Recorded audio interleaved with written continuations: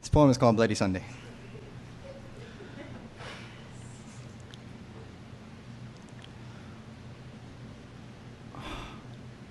Once the weak has claimed its quota of blood and it drains into the gutters, that's when the faithful feel the streets are clean enough for them to wear their Sunday shoes.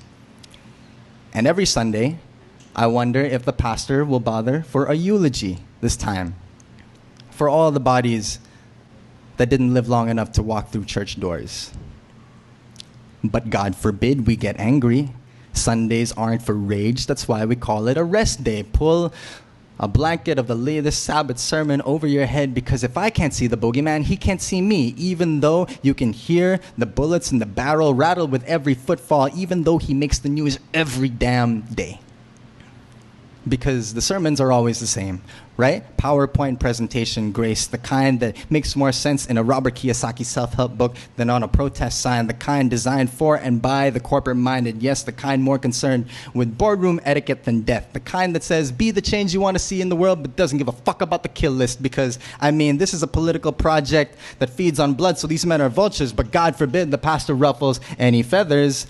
All this gun smoke billowing into the air, and you don't think the angels choke? Self-marketed man of God, you are the best counter-argument to Darwin. You must have evolved from jellyfish, because nothing else explains your spineless theology. You highlight the part where Christ plays nice with Zacchaeus, but erase the page where he rages in the marketplace. You could be out there in that holy wall, busting Jericho megaphone cacophony, but instead you turn the radio dial back like God forbid we heed the message of the dancing bones rattling into the valley of the shadow of forgetting. After they buried Ferdinand Marcos in the Heroes Cemetery, I heard no condemnation from the pulpit. Just silence. Because, I mean, God forbid we neglect the real important shit, like how the world is actually 6,000 years old and that you can make your gay son not gay by getting him into sports. Now, Barabbas is free to drive headlights first outside the U.S. Embassy into a crowd of rallyists. He who dallies with the fascists write a new book of numbers and tally this instead of praying over BBM and not the injured activists. They didn't ask for this King Herod sequel, slaughter to the innocents. God forbid it happen again, but it's happening again. Dear Pastor, I wonder what your flock is thinking when they go up the escalator to the air-conditioned worship hall to listen to you say that the meek are blessed. I wonder